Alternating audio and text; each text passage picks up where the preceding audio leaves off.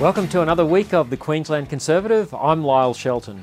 You're with the show that goes where the mainstream media so often does not, in search of the truth. Now, it has to be said plain and simple. The same-sex marriage activists lied when they said Christian schools, churches, Sunday schools and colleges would remain free to teach their beliefs. Now, I do not make that charge lightly, but there is no other way to describe what has occurred. Events in the final sitting week of Parliament last week are proof positive.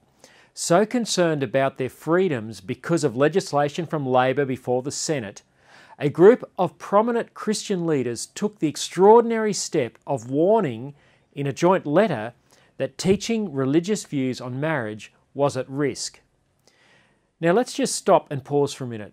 Senior church leaders such as the Sydney Anglican Archbishop Glenn Davies and the leaders of the Christian school movement in Australia wrote to politicians worried that churches and schools may not be allowed to teach that marriage is between one man and one woman. Let's look at what their letter said. I quote, "In the amendment to Section 37 of the Sex Discrimination Act proposed by Labor, anti-discrimination law would be extended beyond the schoolyard and into churches, synagogues, mosques and temples nationwide wherever their actions are connected with the provision of education, censoring doctrines that are thousands of years in the making." This is what their letter said. Again, let me break it down. These leaders are saying that the bill Labor had before the Senate last week, supported by the Greens, could make teaching about marriage illegal in Australia. Not just in Christian schools, but in Bible colleges, Sunday schools, and possibly even churches themselves. What have we come to? Well, those of us involved in the marriage campaign over the past decade always knew it would come to this, and we tried to warn the church and the wider community. But few were listening. Here's one of the many debates I had on Sky News last year with Tony Abbott's sister, Christine Forster. I put to her that redefining marriage would lead to more cases like that of Hobart Archbishop Julian Porteous, who was dragged in front of a tribunal for teaching Catholic teaching on marriage to Catholics. I put to Christine that we would see more of this under same-sex marriage and that Christian schools would be affected. Take a look. Well, Laura, the yes side have said that there will be no impact on anyone else's freedoms as a result of redefining marriage, but I think it's time we drop the pretense of that.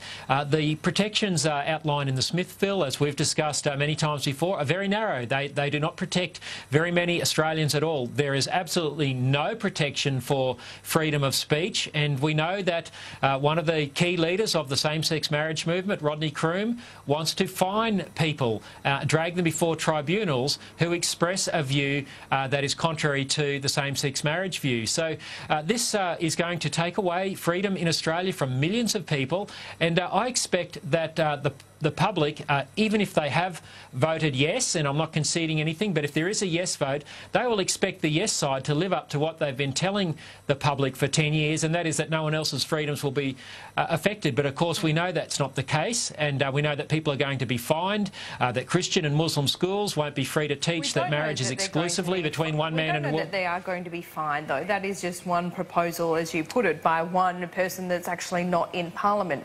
But can I just... Well, I just have to respond to that, Laura, because I just need to say to that Rodney Croome is arguably, apart from Christine, probably the most prominent same-sex marriage leader in Australia. He's already urged the taking of action against someone, not for being involved in solemnising a same-sex wedding, which is what the Smith Bill protects, but for actually distributing teaching about what marriage is according to the church, and many non-religious people would agree with that. That freedom is something which is not supported by the leading figures on the Yes campaign. People will be fined as a result of their views on marriage if the Dean Smith Bill is passed. OK, I don't wish to verbal you, Christine Forster. Do you want people to be fined? Of course not. And look, Rodney Croome can say whatever he likes because he has freedom of speech, of course. But the reality is that these protections exist. The rights of religious... How would you protect Julian Porteous? How would you protect free speech, Christine? I just have to ask, how would you protect freedom of speech? If you'll allow me to finish. religious institutions and schools are free and in fact are protected by our existing legislation and our constitution to teach their beliefs. That will not change because same-sex couples can get married. Those protections exist, and if people wanted their existing systems, as I say, their existing legislation, existing state-based systems, that if people choose to exercise whatever right they think they have under those existing systems, then they'll be able to do that. Those setups are there, and that's what they're designed to do. And if people choose to exercise their rights under those existing systems, then that's their entitlement. But the reality is that none of those rights are in any way changed by a change in the Marriage Act, which is all we are talking about. Now, as I said, that was before the Australian people voted to change the definition of marriage. Fast forward to last week's parliamentary debate about Christian schools, and suddenly Christine's words are looking very hollow. Well, they're actually lies. Where was Christine Forster when Christian schools were fighting against the very consequences she said would not happen? Where was Malcolm Turnbull, who famously said he believed in religious freedom more than he believed in same-sex marriage? Where was the Liberal MP Tim Wilson, who wooed many Christian leaders into the belief that same-sex marriage would not affect freedom of religion? Balancing the consequences of a redefinition of marriage with freedom of religion and freedom of speech is like trying to mix oil and water. Using the fake news that gay students face being expelled from Christian schools because they are gay, activists are reaching for even greater windbacks and state control over private education. They cannot tolerate the idea that there are parents in Australia who choose to have their children educated in schools which do not genuflect to the view of human sexuality and identity that travels under the cover of the rainbow flag. After much acrimonious debate, the government Senate leader Matthias Cormann, with the help of the Centre Alliance senators, shunted the issue of religious freedom off to yet another Senate committee for reporting back next year. Take a look at the visceral anger of Labor's leader in the Senate, Penny Wong. That is the Morrison government, that they have to upend the Senate and not vote on protecting LGBTIQ kids. Now remember that this whole issue is based on the fake news that religious schools expel children because they are same-sex attracted. They do not. But these schools, on behalf of parents, do need the freedom to uphold values and an ethos which are different to that espoused by the rainbow political lobby. It's called freedom of choice. Educating your children in the religious and moral beliefs of your religion is an internationally recognised human right, but not while the rainbow flag flies unchallenged in Australia. Now, Parliament is expected to revisit the issue of religious freedom in schools during the February sitting. This is going to be an issue that is almost impossible to resolve because elite opinion in Australia will now no longer tolerate Christian ideas about marriage and the binary nature of gender. A chilling exchange on the ABC's Insiders program on Sunday provided a fascinating insight into the elite hostility towards Christian morals and should worry anyone who believes in tolerance, freedom and diversity. The voices you are about to hear are those of host Barry Cassidy, commentator Nikki Sava, who defends the right of schools to teach their beliefs, and Fairfax's Mark Kenny saying religion is out of step with modernity. They all agree 100% on no discrimination against gay kids, which is far, everybody agrees on that. They can't agree on whether the schools should be allowed to teach their religious faith according to the way they want to teach it. That is, that homosexuality is wrong. Yeah. That's the point, isn't it? That's the point that none of them will address. Or that marriage is between a man and a woman. Man and a woman. Exclusively. Yeah. So they want to be able to they've got gay kids in the school and they want to be able to teach that homosexuality is wrong. Yes, but if you can't have religious schools who are able to teach that according to their faith, then what is the point of them? Well, what is the point of them? I would have thought well, they have educate others rather than discriminate. That might be a good point. Yeah, I would have thought they have other social But then issues. they shouldn't be religious-based schools because they're not the core teaching of religion. according... But it's part of the tenets of their faith. I just think it's completely out of step with modernity, frankly. Well, it might be, but this is what they believe. Yeah, well, it is religion. And this is how, I know. Well, how they believe their faith should be taught. Well, now, if the state not all is going to values teach are them, equal. Well, newsflash, guys.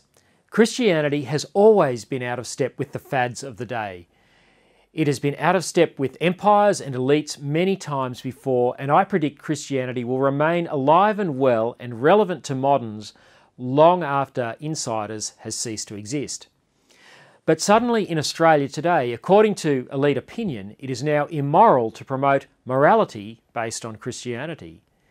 If this view continues to gain credence, and if the Parliament legislates to remove freedom of religion next February, as it almost did last week, we can say goodbye to freedom of religion in this country.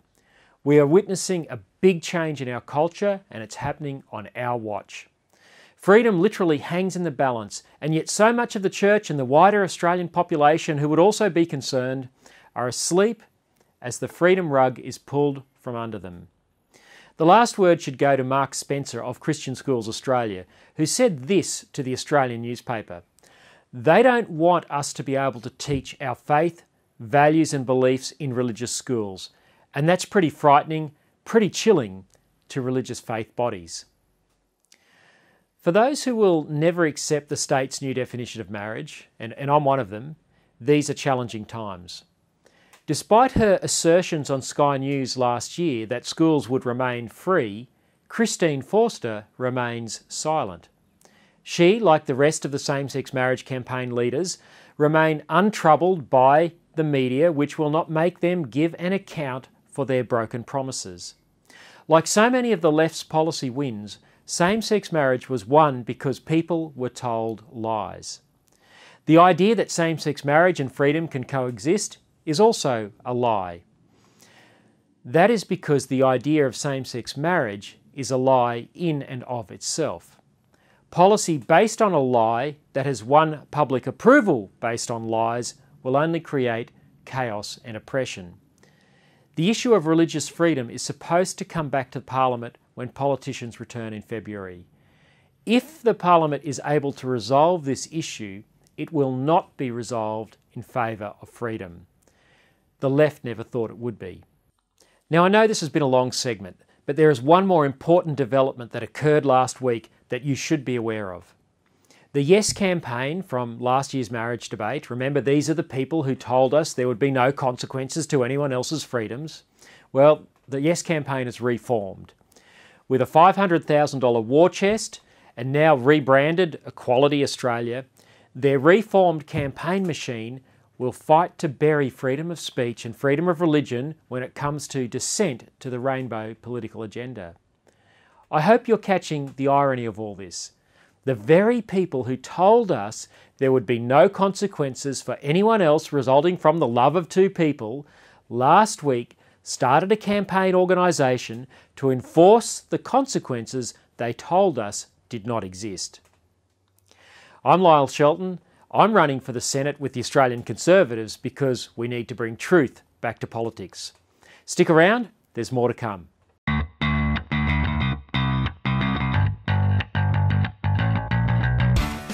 Welcome back to the Queensland Conservative, the show that proves you are not crazy. It's just that the world around us has gone nuts. I'm Lyle Shelton.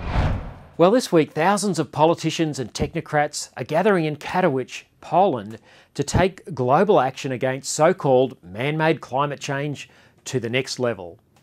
One of the key outcomes the United Nations wants to achieve is to have rich countries commit billions of dollars more to a green fund to help poor countries reduce their carbon dioxide emissions.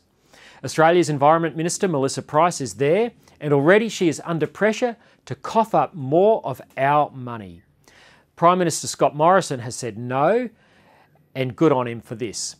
But already Australia has committed a whopping $200 million. I bet most Australians don't even know this. I think we should pull this money back. The Americans have. They've withdrawn a large chunk of the money they had previously committed, and there is no reason why we should not follow suit. And there is good reason for this. Despite the world's best efforts through the Paris Agreement carbon dioxide emissions continue to rise and show no sign of stopping anytime soon. That's because China and India are in the process of the biggest lift of people out of grinding poverty ever seen in history. That is a very good thing.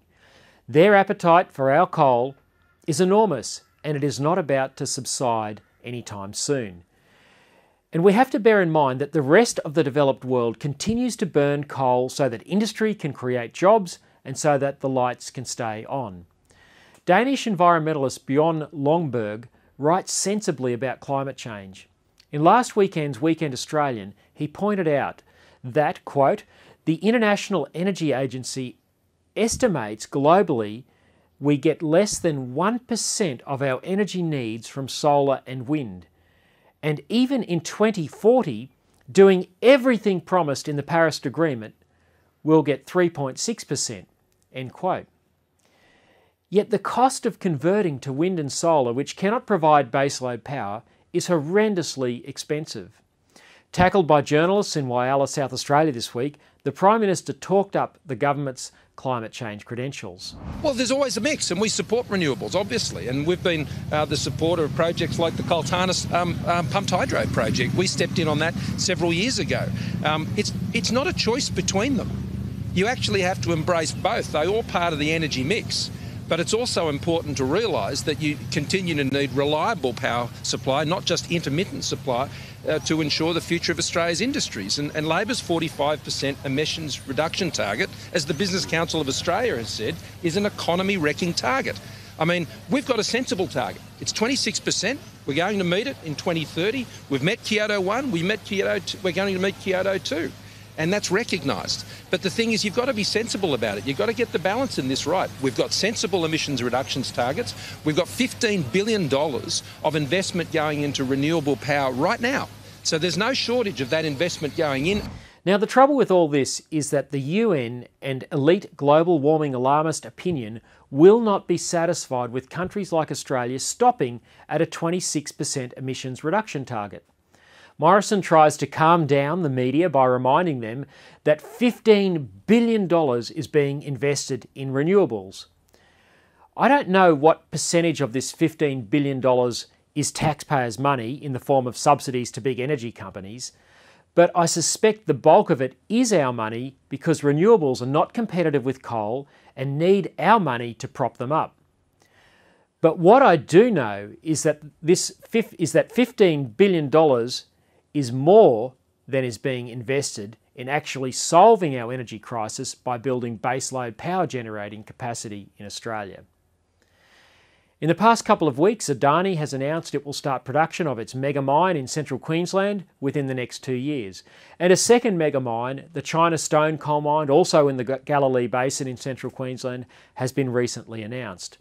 These developments are terrific news for jobs and the Queensland economy.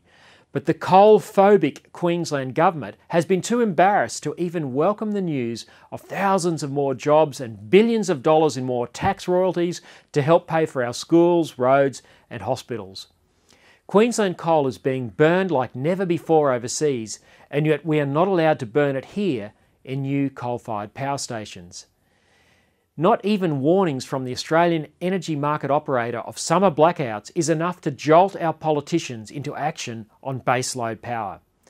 Meanwhile, in Poland, where the Australian government is taking its energy policy direction, protesters are chanting of coal, keep it in the ground. In the past 2 weeks, we have seen school children in Australia wag school to protest about the government's supposed inaction on climate change.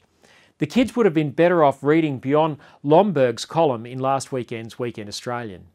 He says this: the IPCC, that is the UN's Intergovernmental Panel on Climate Change, so the IPCC's last major planetary survey calculated that global effects of unstopped climate change. The scientists established that globally the effect of climate change will be similar to a single recession. It will mean the average person forgoes benefits equivalent to between 0.2% and 2% of income in the 2070s. Bear in mind that by this time, incomes will have increased by at least 300% to 400%, end quote. So, What the IPCC is saying is that even if we do nothing, the effects of climate change will be negligible. It makes you wonder what all the fuss is about. But what about the increase in natural disasters like bushfires, hurricanes and floods caused by man-made climate change? Well, Lomberg goes on to say, quote, "A little reported finding in the recently published IPCC report is that there is little basis for claiming that droughts, floods and hurricanes have increased, much less that they have increased because of carbon emissions," end quote. Now, if this is true, what are we doing in Poland? On his website, Lomberg has published some calculations about the impact or lack thereof of climate action by governments. He says if we measure the impact of every nation fulfilling every promise by 2030, the total temperature reduction will be 0.048 degrees Celsius by 2100. All these economy-wrecking policies for a 0.048% reduction in the global temperature? While ignorant school children protest on the streets of Sydney, rioters overturn cars and lit fires on the streets of Paris. When the reality and the futility of climate change action hits home, people realise their governments have sold them a lie.